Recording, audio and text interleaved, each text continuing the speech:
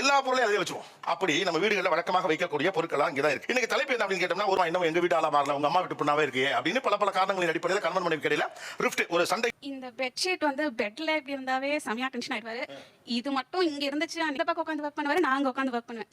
Like அவர் உட்காந்து அந்த laptop stand போட்டு ஒர்க் பண்ணுவாரு. காத்து லேசா சுருங்கிறது கூட டென்ஷன் ஆயிடுவாரு சார் அவரு.